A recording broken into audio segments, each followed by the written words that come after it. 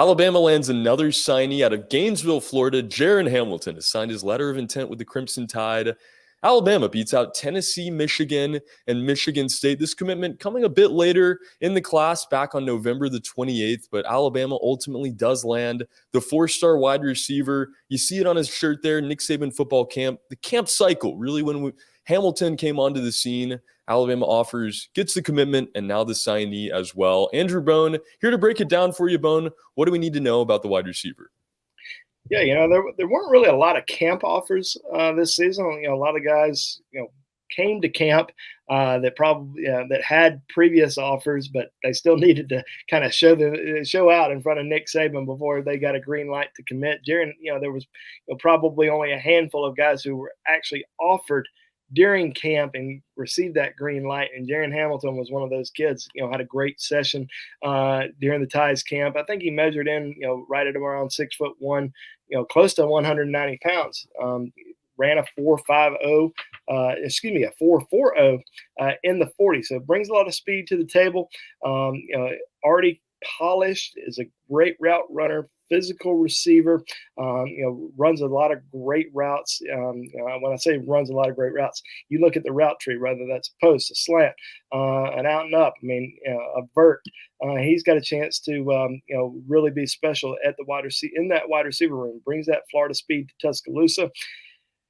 I keep saying this wide receiver class, the last 2 years, it's been really impressive. And be able to go and get Jaren Hamilton after you have commitments from Malik Benson, from Jalen Hill, from Cole Adams, on top of the guys that you already have on your team, it says a lot about Alabama and, their recruiting ability, going into the state of Florida, getting Jaren Hamilton. But I think that with Jaren, he made that decision a long time ago. He didn't announce until the day after the Iron Bowl, but I think that decision had been made, potentially even in the summer. He never took any official visits elsewhere. He only visited Alabama. He mentioned potential visits to Michigan and to Tennessee, USC. Never took any of those trips. Only visited Alabama.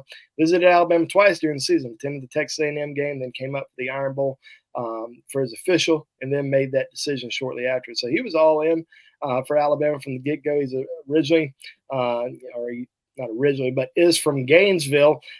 Visited Florida. Took some unofficial visits to Florida throughout the season. Grew up a Florida fan, but in the end, it ended up being all Alabama for him.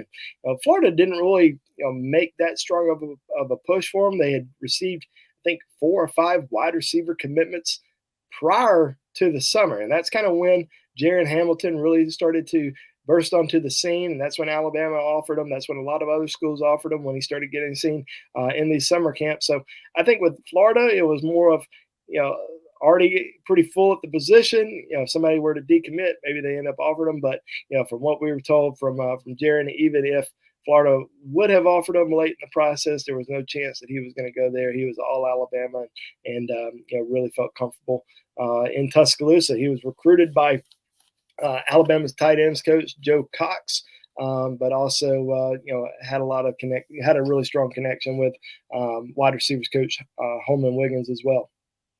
Yeah, Holman Wiggins, just an outstanding job, as we've seen these last few classes again here in 2023. And, a bit of a logjam there at Florida allows for Alabama to be the favorites, ultimately the ones that land Jaren Hamilton here. And I love your point about the route running. Does a lot of things well technically. Does that lend to some playing time here? I guess, does that allow him to stand out of these wide receivers in the 2023 class? Well, it could. Like I said, there's going to be a lot of competition there. A lot of really good competition, a lot of guys who are hungry, a lot of guys who want to see the field. So, it kind of remains to be seen. He, like I said, he's a great route runner, so that certainly helps him out a lot. But there's a lot of really good route runners in this class. There's a lot of good route runners on Alabama's team right now that are coming back. So it all just kind of depends on how well he's going to develop, how well he's going to pick up the offense, and how well he's going to connect with the future quarterbacks in Tuscaloosa. Yeah. Nonetheless, help is certainly on the way at wide receiver. Jaren Hamilton adding to this loaded 2023 class that, became loaded here at the end. But Hamilton, the 4-star, top 50 wide receiver out of FW Buckholz High School, has now signed his letter of intent with Alabama. And for more on this, guys, and all the latest going on with signing day, early signing period 2022, you're going to want to check out BamaInsider.com. Don't forget, guys, hit the like button on this video, subscribe to the channel if you've not done so already, and get in the comments section. Let me know what you think about Jaren Hamilton, the wide receivers in this class, and Alabama's #1 class in 2023. For Andrew Bone, my name is Trey Yanity. Jaren Hamilton, the wide receiver out of Gainesville, Florida, has signed his letter of intent with the Alabama Crimson Tide.